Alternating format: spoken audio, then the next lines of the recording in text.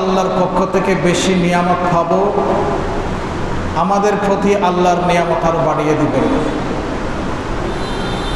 কিন্তু কই, আমরা তো নিয়ামত ভোগ করি প্রতিনিয়ত, কিন্তু সেই নিয়ামতের শুকরিয়া আমরা যথাযথভাবে আদায় করি না। একজন মানুষ এক গ্লাস পানি হাতে নেওয়ার পরেও,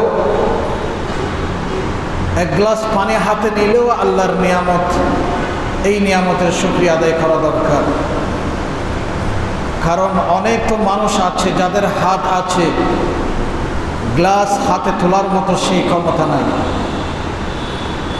অনেক মানুষ দেখবেন হাত আছে কিন্তু সেই হাতের কার্যক্ষমতা নাই।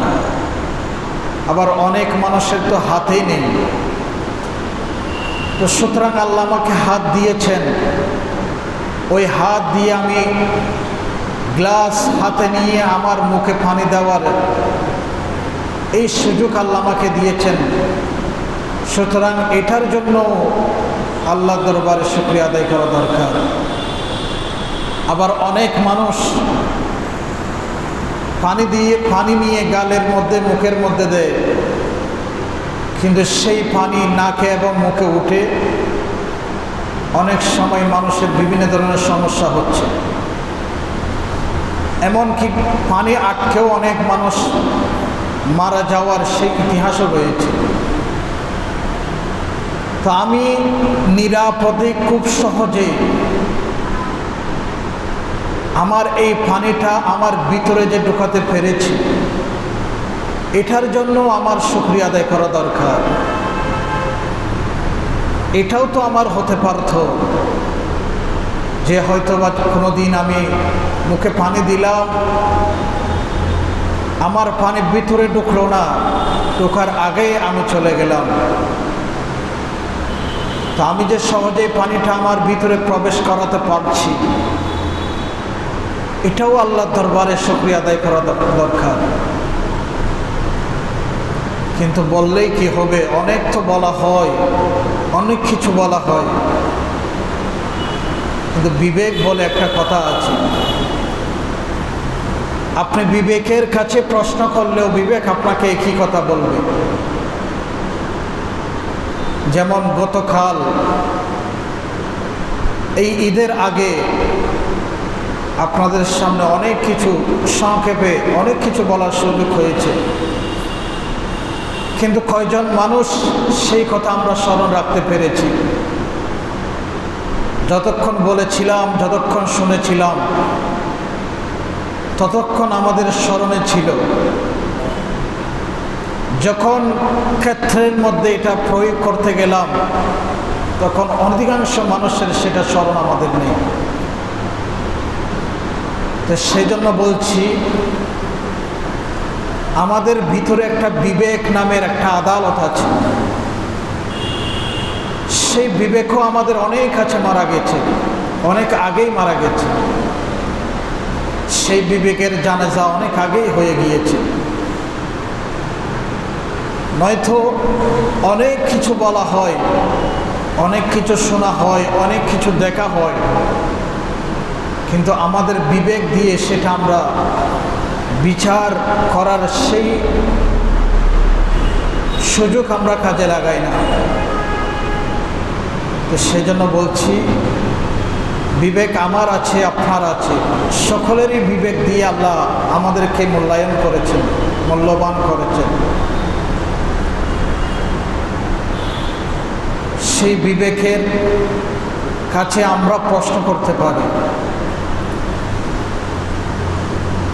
যেমন আমরা আমাদের দেহকে নিয়ে মানুষ যেমন সচেতন, আমাদের শরীর নিয়ে আমরা যেমন সচেতন, আমাদের ভিতরে, শরীরের ভিতরে একটা জিনিস যেটার নাম আত্মা, সেই আত্মা নিয়ে আমরা কয়জন মানুষ সচেতন আছি? চিন্তা করুন। শরীরের কথা বললে মানুষ অনেক সচেতন থাকে, ডাক্তারের অ্যাডভাইস, ডাক্তারের প্রেসক্রিপশন অনুসারে আমরা চলি। কিন্তু আমার ভিতরে যে একটা আত্মা আছে, যেই আত্মা আমার প্রতিটা কিছুই নিয়ন্ত্রণ করতেছে, আমার শরীরকে নিয়ন্ত্রণ করছে, সেই আত্মার বিষয়ে আমি কতটুকু সচেতন। এই আত্মার কথা যখন আমরা বলি, আত্মার বিষয় নিয়ে যখন আমরা কথা বলি, এটাকে মানুষ সাধারণ কথা বলে উড়াইয়া দেয়, আজগাস ও আহলাম বলে উড়াইয়া দেয়, ফালতু কথা বলে উড়াইয়া দেয়। যখন আত্মার চিকিৎসার কথা বলি, আত্মাকে ফ্রেশ রাখার যখন কথা বলি, তখন এটাকে ফালতু কথা বলে। যেমন হযরত ইউসুফ আলাইহিস সালামের জামানায় মিশরের বাদশাহ একদিন স্বপ্নে দেখেছিল যে একটা গাভী, জীর্ণ শীর্ণ শুকনো একটা গাভী বড় মুঠা তাজা 60টা গাভীকে খেয়ে ফেলতেছে। তো সেই স্বপ্নের ব্যাখ্যা করার জন্য দরবারে যে সমস্ত স্বপ্নের ব্যাখ্যাকারী ছিলেন তাদেরকে জিজ্ঞেস করেছিলেন যে এর ব্যাখ্যা কি হতে পারে। তখন তারা বলেছিল আজগাস ও আহলাম। তারা বলছিল এটা নিছক একটা স্বপ্ন মাত্র, এটার কোনো অর্থ নাই, এটা সামান্য একটা স্বপ্ন। এই কথা বলে স্বপ্নের ব্যাখ্যাকারীরা এই কথা বলে উড়াইয়া দিয়েছিল। কিন্তু যখন হযরত ইউসুফ আলাইহিস সালামের কাছে এই স্বপ্নের ব্যাখ্যা পৌঁছল, ইউসুফ আলাইহিস সালাম স্বপ্নের ব্যাখ্যা এমনভাবে দিয়েছিলেন যেটা পরবর্তীতে গিয়ে সত্যে প্রমাণিত হয়েছিল এবং সারা দুনিয়ার কাছে এটা থাক লাগিয়ে দিয়েছিল যে এত সুন্দর একটি স্বপ্নের ব্যাখ্যা, এটা কিভাবে এত সহজভাবে মিলে গিয়েছে এবং এটা বাস্তবে রূপ দিয়েছে। অথচ প্রথমে যারা স্বপ্নের ব্যাখ্যাকারীরা ছিলেন তারা এটাকে ফালতু কথা বলে উড়িয়ে দিয়েছিল। ঠিক তেমনিভাবে আমাদেরও একই অবস্থা। যখন আমরা ইসলামের কথা বলি, ইসলামের আদর্শের কথা বলি, তখন অনেক মানুষ দেখবেন, অনেক শিক্ষিত মানুষ যাদেরকে সমাজের মাথা আমরা মনে করি, যাদেরকে সমাজের প্রথম সারির প্রথম শ্রেণীর মানুষ হিসেবে আমরা গণ্য করি, তারাও বলবে আজগাস ও আহলাম, ফালতু কথা, এগুলো শোনার সুযোগ নেই, সময় নেই। তো সেই জন্য আজকে আমাদের মুসলমানদের এত দুরবস্থা। মুসলমানদের এত দুরবস্থা কেন? মুসলমানদের এত দুরবস্থা তো থাকার কথা নয়, কারণ মুসলমানদেরকে আল্লাহ ফেরেশতাদের মাধ্যমে যে প্রোটোকলের ব্যবস্থা করেছেন, তো সেই মুসলমানদের এত দুরবস্থা থাকার কথা নয়। কারণ একজন মুসলমান যখন ঘর থেকে বের হন তখন ফেরেশতাদের প্রোটোকলের মাঝখানে বের হন, আবার ঘরে যখন প্রবেশ করেন ফেরেশতারা সুরক্ষিত অবস্থায় ওনাকে ঘরের মধ্যে প্রবেশ করান। আর ওই মুসলমান যতক্ষণ পর্যন্ত ঘুমের মধ্যে থাকবে ততক্ষণ পর্যন্ত ফেরেশতারা চতুর্দিকে সুরক্ষার বেষ্টনীর মাধ্যমে তাকে নিরাপদ রাখেন। তো আল্লাহ তো মুসলমানদেরকে এত নিয়ামত দিয়েছেন। আল্লাহ তো বলেছেন উলাইকা লাহুমুল আমান, মুসলমানদেরকে নিরাপত্তার ব্যবস্থা ফেরেশতাদের মাধ্যমে আল্লাহ করতেছেন। অথচ আজকে মুসলমানদের এত দুরবস্থা কেন? যে মুসলমানদেরকে সব সময় ফেরেশতাদের মাধ্যমে পরিচালিত করেন আল্লাহ, আজকে ফেরেশতারা, আজকে সেই মুসলমানরা বিভিন্ন ধরনের অপদস্থ হচ্ছে, লাঞ্ছিত হচ্ছে, অবহেলিত হচ্ছে, ঘৃণার শিকার হচ্ছে, লাঞ্ছনার শিকার হচ্ছে। এটা একমাত্র মুসলমানদের কারণে। নয়তো মুসলমানদেরকে আল্লাহ যে নিয়ামত দিয়েছেন এটা অন্য কোনো জাতিকে দেন না। অথচ আজকে মুসলমানরা কয়েকটা বিষয় ছাড়ার কারণে আজকে মুসলমানদের এই অবস্থা। এক নম্বর হচ্ছে মুসলমানদেরকে ইবাদত দিয়েছেন, সেই ইবাদত আমরা ঠিক মতো করছি না। মুসলমানদেরকে সুন্নাহ তরিকা দিয়েছেন, সেই সুন্নাহ তরিকা থেকে আমরা অনেক দূরে চলে গিয়েছি। মুসলমানদেরকে বিভিন্ন তাসবিহ তাহলিল এমনকি বিভিন্ন দোয়া দিয়েছেন, যেই দোয়ার মাধ্যমে মুসলমানরা আত্মার চিকিৎসা করাতে পারে। বিভিন্ন দোয়া আমি আগেই বলেছিলাম, মুসলমানদেরকে আল্লাহ এমন এমন দোয়া দিয়েছেন, যেই দোয়াগুলো যদি আমরা আমাদের দৈনিক জীবনে ব্যবহার করতে পারি, তাহলে আমাদের জন্য জীবনটা অনেক সহজ হয়ে যায়। আমরা তো বিভিন্ন বড় বড় চিকিৎসকের কাছে যাই, শুধু যাই না, চিকিৎসকের কাছে গিয়ে সারাদিন সারা রাত সিরিয়ালে বসে অপেক্ষাই করে থাকি, তখন আমাদের কোনো সমস্যা হয় না। আবার বড় বড় চিকিৎসকের সিরিয়াল নিতে, অ্যাপয়েন্টমেন্ট আপনি নিতে মাসকে মাস সময় চলে যায়, না এরকম নাই? এরকম অনেক ডাক্তার আছে না? আপনি এক মাসের ভিতরে কোনো অ্যাপয়েন্টমেন্ট আপনি পাবেন না। প্রয়োজনে আমরা এক মাস অপেক্ষা করার জন্য প্রস্তুত আছি, আমার দেহের চিকিৎসা করার জন্য।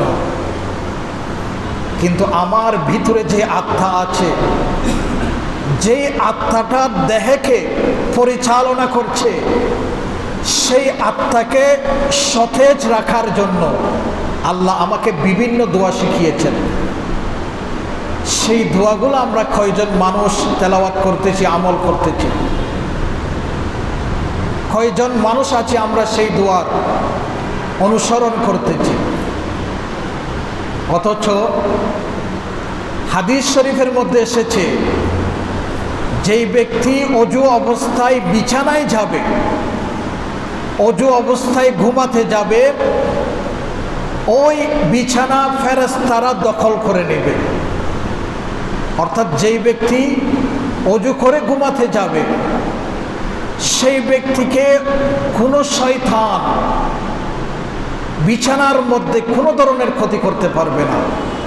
সে যতক্ষণ পর্যন্ত ঘুমন্ত অবস্থায় থাকবে, তার বিছানার চতুর্দিকে ফেরেশতারা প্রোটোকল দিতে থাকবে, এবং ওই অবস্থায় যদি তার ইন্তেকালও যদি হয়, সেই ঈমান নিয়ে ইন্তেকাল করবে।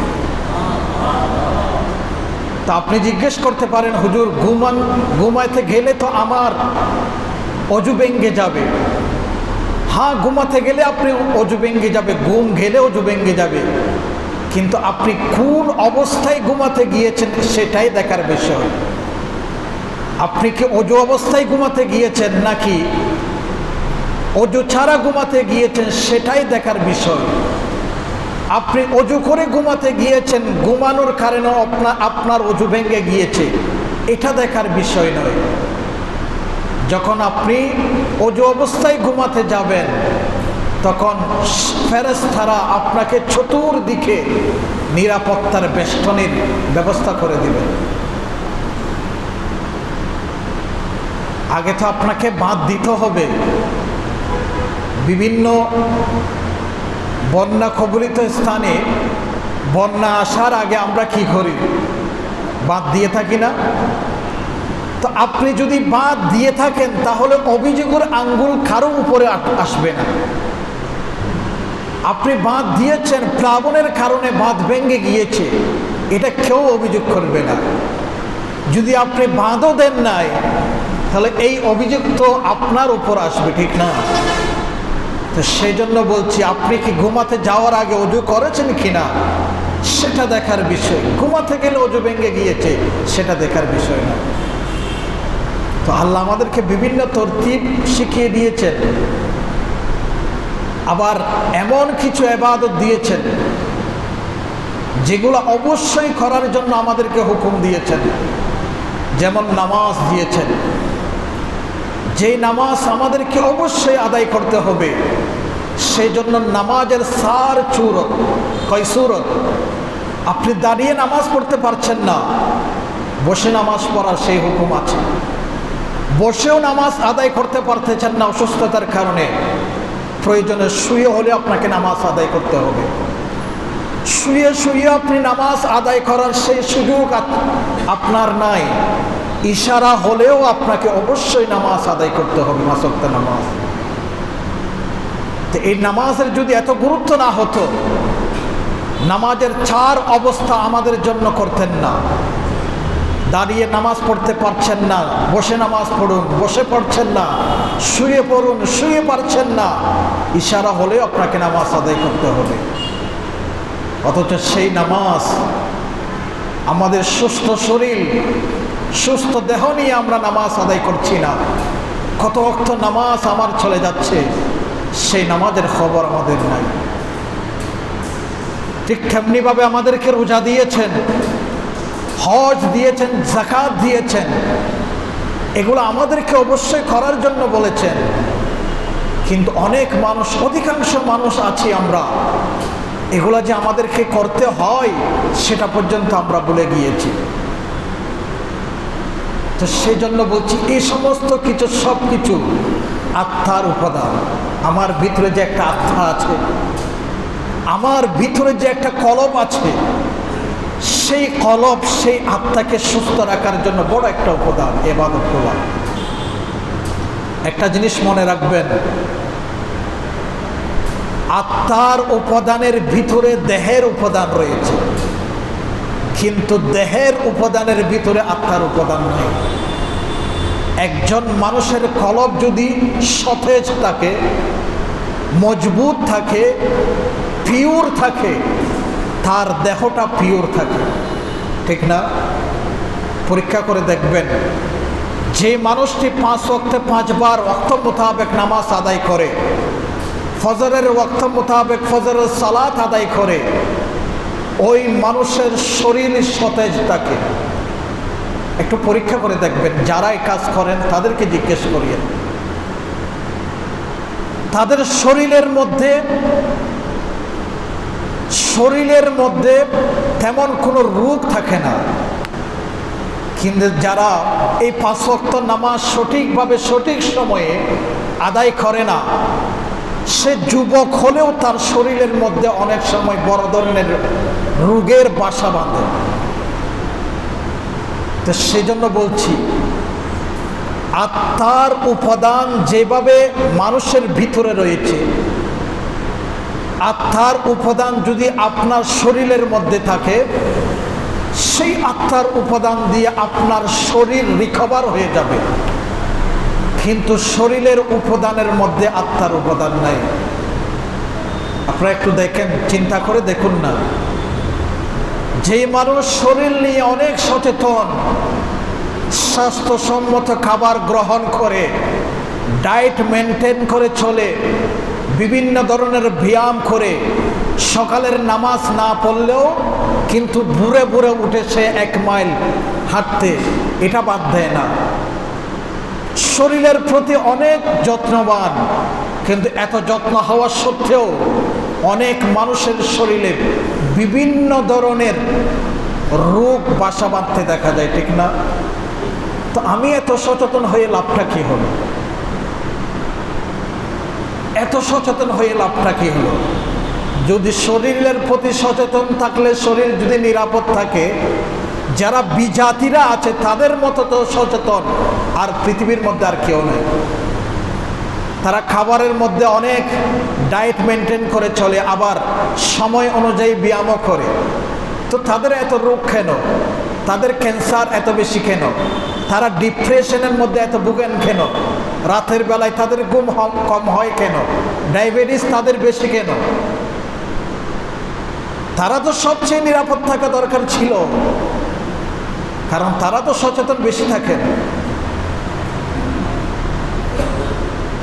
তাহলে বোঝা যায়, শরীরের উপাদানের ভিতরে আপনার আত্মার উপাদান নাই, আত্মার উপাদানের ভিতরে মানুষের শরীরের উপাদান আছে।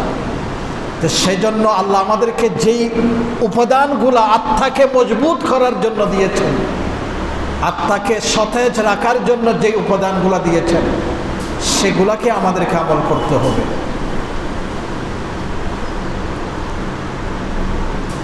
ওই যে বলেছিলাম বিভিন্ন আমল দিয়েছেন, বিভিন্ন আমল দিয়েছেন। একটা আমল আপনাদেরকে বলি, একটা আমল বলি আপনাদেরকে। অনেক মানুষ প্যারালাইজড হলে তার শরীরের বিভিন্ন অঙ্গ প্রত্যঙ্গ অকেজো হয়ে যায়। আবার স্ট্রোক করলে, ব্রেন স্ট্রোক করলে তার শরীরের হাত অথবা পা অথবা উভয়টা অকেজো হয়ে যায়, ঠিক না? কিন্তু আল্লাহ আমাদেরকে এমন একটা দোয়া শিখিয়ে দিয়েছেন নবীজির মাধ্যমে, যে দোয়াটি আপনি সকালে ফজরের নামাজের পরে 3 বার পড়বেন, মাগরিবের নামাজের পরে 3 বার পড়বেন, আপনার শরীরের প্রত্যেকটা অঙ্গ সতেজ থাকবে, নিরাপদ থাকবে। সেই দোয়াটি হচ্ছে, যেই ব্যক্তি ফজরের নামাজের পরে 3 বার সুবহানাল্লাহিল আযীম ওয়া বিহামদিহি, সুবহানাল্লাহিল আযীম ওয়াল হামদুলিল্লাহ ওয়া লা ইলাহা ইল্লাল্লাহ আল্লাহু আকবার, সুবহানাল্লাহিল আযীম ওয়া বিহামদিহি ওয়া লা হাওলা ওয়া লা কুওয়াতা ইল্লা বিল্লাহ। সামান্য একটা দোয়া। এই দোয়া যেই ব্যক্তি ফজরের নামাজের পরে 3 বার পড়বে এবং মাগরিবের নামাজের পরে 3 বার পড়বে এবং এই নিয়ত পড়বে, যেই দোয়াটি আমি পড়তেছি, এই দোয়াটি আল্লাহ আমার জন্য, আমার শরীরকে নিরাপদ রাখার জন্য, আমার অঙ্গকে নিরাপদ রাখার জন্য যথেষ্ট। এই বিশ্বাস নিয়ে আপনি পড়েন, ট্রাই করে দেখুন না। আমরা তো বিভিন্ন ধরনের বিভিন্ন কিছু পরীক্ষা করে দেখি, এখন থেকে পরীক্ষা করে দেখুন। প্রতিনিয়ত প্রত্যেক দিন ফজরের নামাজের পরে 3 বার পড়বেন, মাগরিবের নামাজের পরে 3 বার পড়বেন, আপনার অঙ্গ আর অকেজো হবে না, সচল থাকবে। তো দোয়া আল্লাহ আমাদেরকে শিখিয়ে দিয়েছেন, সব দোয়া আল্লাহ আমাদেরকে শিখিয়েছেন। সেই জন্য তো একজন আল্লাহওয়ালা শরীরের গবেষক সে গবেষণা করে বলতেছে যে কোনো মানুষের যদি রোগ হয়, সেই যদি দুয়ার মাধ্যমে ওই রোগ সারাতে পারে, তার উচিত সেই মেডিসিনকে ত্যাগ করা। इलाज अगर हो सके दुआ से, परहेज करो दवा से। কোনো মানুষ যদি অসুস্থ হয়, সে যদি দুয়ার মাধ্যমে তার অসুস্থকে যদি সারাতে পারে, তার উচিত সেই মেডিসিনকে ত্যাগ করা, ওষুধকে ত্যাগ করা। তো সেই জন্য কোনো মানুষ যদি জুমার দিন জুমার পরে 7 বার সূরা ইখলাস কুল হুয়াল্লাহ পড়েন, 7 বার কুল আউযু বিরাব্বিল ফালাক পড়েন, 7 বার কুল আউযু বিরাব্বিন নাস পড়েন, এবং এটা যদি সূর্যাস্তের আগে আগে যদি পড়তে পারে, সেই ব্যক্তি আগামী 1 সপ্তাহ জটিল কোনো রোগ থেকে, জটিল কোনো রোগ তাকে আক্রমণ করতে পারবে না। আগামী জুমায় আবার পড়ুন, জুমার নামাজের পরে সূর্যাস্তের আগে আগে 3 বার কুল হুয়াল্লাহ শরীফ, 3 বার সূরা ফালাক, 7 বার কুল হুয়াল্লাহ শরীফ, 7 বার কুল আউযু বিরাব্বিল ফালাক, 7 বার কুল আউযু বিরাব্বিন নাস পড়েন। এটা যদি আপনি 1 সপ্তাহের জন্য যদি নিরাপদ থাকতে চান অসুখ থেকে, তাহলে এই আমলটি করেন। তো ডাক্তারির ওষুধ আল্লাহ আমাকে অলৌকিকভাবে অনেক আগে শিখিয়ে দিয়েছেন, আমরা সেই দিকে হাঁটতেছি না, আমরা দুনিয়ার ডাক্তারের পিছনে পিছনে হাঁটতেছি। সুতরাং এই আত্মার উপাদান আমাদেরকে দিয়েছেন, অথচ শরীর ঠিক রাখার জন্য আমরা কত স্কুল খুলেছি, কলেজ খুলেছি, ইউনিভার্সিটি খুলেছি, এখানে কত গবেষণা হচ্ছে শুধু শরীরকে ঠিক রাখার জন্য, ঠিক না? কি বলেন? আবার প্রত্যেকটা অঙ্গের আলাদা আলাদা বিভাগ রয়েছে, স্বতন্ত্র ডিপার্টমেন্ট রয়েছে। আপনার চোখের জন্য আলাদা স্পেশালিস্ট রয়েছে, কানের জন্য রয়েছে আলাদা আলাদা, নাকের জন্য, গলার জন্য, হাতের জন্য, পায়ের জন্য, আপনার হার্টের জন্য, ব্রেনের জন্য। আলাদা আলাদা ডিপার্টমেন্ট রয়েছে। শত বছর নয়, হাজার বছর যাবৎ এই সমস্ত ডিপার্টমেন্টের মধ্যে গবেষণা চলতেছে। এখনো কি কোনো ডাক্তার বলতে পারবে যে হাজার হাজার বছর পৃথিবীর বয়স হয়ে গিয়েছে, এই পৃথিবীর জমিনের মধ্যে হাজার হাজার বছর যাবৎ মানুষের বসবাস, ঠিক তেমনিভাবে ডাক্তারের গবেষণা এখনো পর্যন্ত একটা চোখের, সামান্য একটা চোখের গবেষণা শেষ করতে পেরেছে এ ধরনের কোনো ডাক্তার বলতে পারবে না। অথচ গবেষণা চলমান, কিয়ামত পর্যন্ত চলতে থাকবে, কেউ কোনোদিন বলতে পারবে না। অথচ চোখ এই জিনিসটা সামান্য মানুষের, এই সামান্য জিনিস পর্যন্ত আমরা গবেষণা করে শেষ করতে পারি নাই। যেই ডাক্তার তার শরীর নিয়ে গবেষণা করতেছে, সেই ডাক্তারও, অনেক ডাক্তারও খেয়াল করে না আমার আত্মার চিকিৎসা তো আমি করছি না, আমি শরীরের চিকিৎসা মানুষের করছি। শরীর মজবুত সতেজ রাখার জন্য কত গবেষণা, কত লেখাপড়া, কত অধ্যবসায় আমি করছি, কিন্তু আমার আত্মা যেটা রয়েছে, যেই আত্মাকে, যেই আত্মার মাধ্যমে শরীর পরিচালিত হচ্ছে, সেই আত্মার চিকিৎসা কতটুকু আমি শিখতেছি, একজন ডাক্তারও এটা গবেষণা করেন না, ডাক্তারও এটা খেয়াল করে না। এভাবে বলতে গেলে অনেক কিছু বলা যায়। একজন মানুষের গলার মধ্যে কাঁটা বেঁধেছে, একজন মানুষের গলার মধ্যে কাঁটা আটকে গিয়েছে, ডাক্তারের কাছে গিয়েছে, বিভিন্নভাবে চিকিৎসা করেছে, কোনো লাভ হয় নাই, কাঁটা কাটার জায়গায় রয়ে গিয়েছে, গলা থেকে নামতেছে না নিচের দিকে। শেষ পর্যন্ত বড় একজন ডাক্তার পরামর্শ দিয়েছেন ওনাকে গলা অপারেশন করতে হবে, না হলে ওই কাঁটা বের করা সম্ভব হবে না। অপারেশনের ডেট পরে গিয়েছে, কিছুক্ষণ পরে উঠির মধ্যে ঢুকে যাবে, অপারেশন থিয়েটারের মধ্যে ঢুকবে। একজন আল্লাহওয়ালা হক্কানি রব্বানি আলেমের কাছে ফোন দিয়েছেন, হুজুর কিছুক্ষণ পরে আমি ওটির মধ্যে ঢুকবো, অপারেশন হবে, আমার জন্য একটু দোয়া করবেন, আমার তো অনেক ভয় হচ্ছে। তখন ওই আল্লাহওয়ালা হুজুর বলতেছেন, কি হয়েছে আপনার? বলে, হুজুর দীর্ঘদিন যাবৎ কষ্ট পাচ্ছি, গলার মধ্যে কাঁটা আটকে আছে, কোনোভাবে এটাকে বের করা যাচ্ছে না। তখন হুজুর বলতেছে, ঠিক আছে আমি একটু চেষ্টা করে দেখতে পারি, আপনি যদি অনুমতি দেন। তখন উনি বলতেছেন, ঠিক আছে বলুন আমি কি করব। তখন হুজুর একটা দোয়া শিখিয়ে দিয়েছেন, যেই দোয়াটি কোরআনের মধ্যে রয়েছে। হুজুর বলতেছেন, এই দোয়াটি 7 বার পড়ো, যে ফালাউলা ইযা বালাকাতিল হুলকুন, এই দোয়া 7 বার পড়ার পরে তুমি ঢুক গিলো, এরপরে কি অবস্থা হয় আমাকে বলো। তো সেই কথা শোনার সাথে সাথে ওই রোগী বলতেছে, ঠিক আছে আমি পড়লাম। 7 বার পড়ার সাথে সাথে যেই মুহূর্তে আমি ঢুক গিললাম, বুঝতে পারলাম এতদিন পর্যন্ত গলার মধ্যে যে কাঁটা আটকা ছিল, মুহূর্তের মধ্যে সেই কাঁটা কোথায় চলে গেল আমি জানি না। আর গলার মধ্যে কোনো ধরনের কোনো কিছুই আটকানো নাই, কোনো কিছুই মালুম হচ্ছে না। আমি সাথে সাথে ডাক্তারের কাছে গেলাম, ডাক্তারকে বললাম, ডাক্তার যখন পরীক্ষা করে দেখলো, দেখা যাচ্ছে এখন আর গলার মধ্যে কোনো কাঁটা নেই। তো আল্লাহ তো আমাদেরকে সব কিছু শিখিয়ে দিয়েছেন, আমাদেরকে তো সব কিছু শিখিয়ে দিয়েছেন।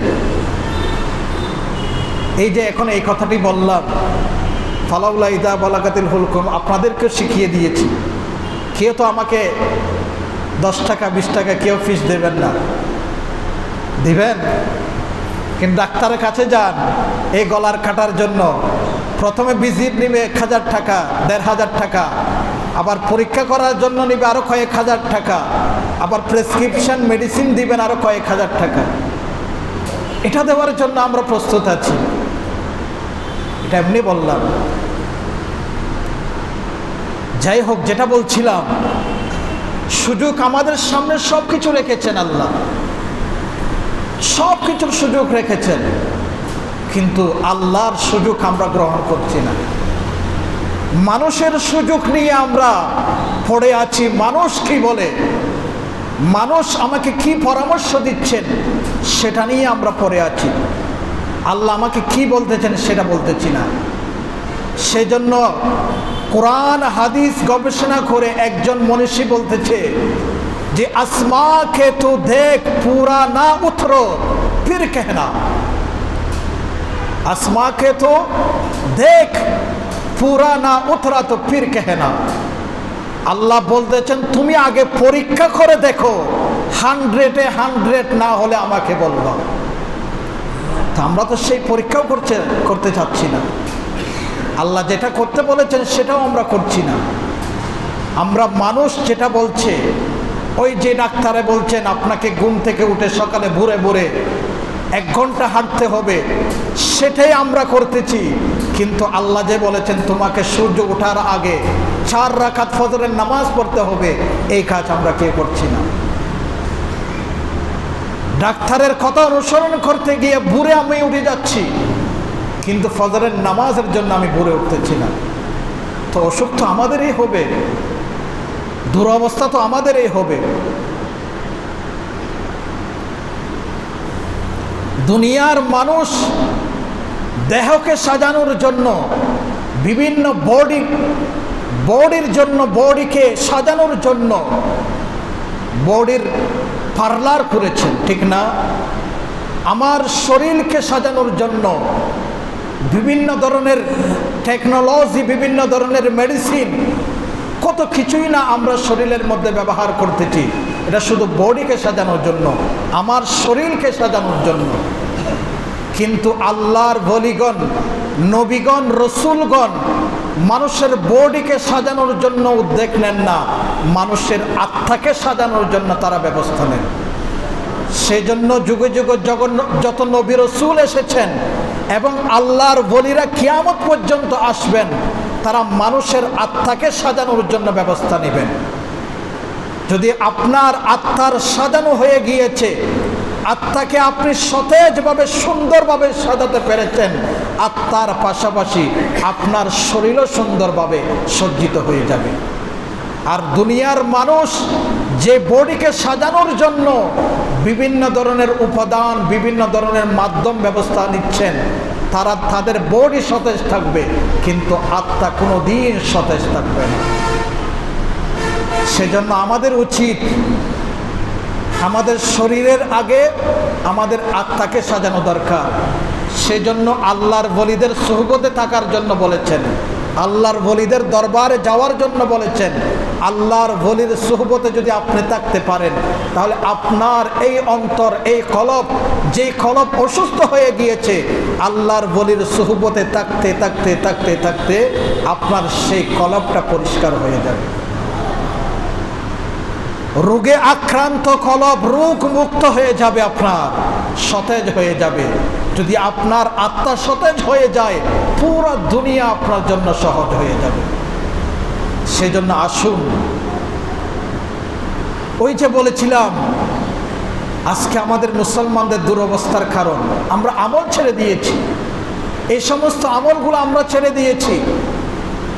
আপনি বলুন, ৯৭% মানুষ নামাজ পড়তেছে না, শতকরা ৯০% মানুষ নামাজ পড়তেছে না। তো যেই ব্যক্তি নামাজ পড়তেছে না, সেই ব্যক্তিকে আল্লাহ সতেজ রাখবেন, রোগ থেকে মুক্ত রাখবেন কিভাবে?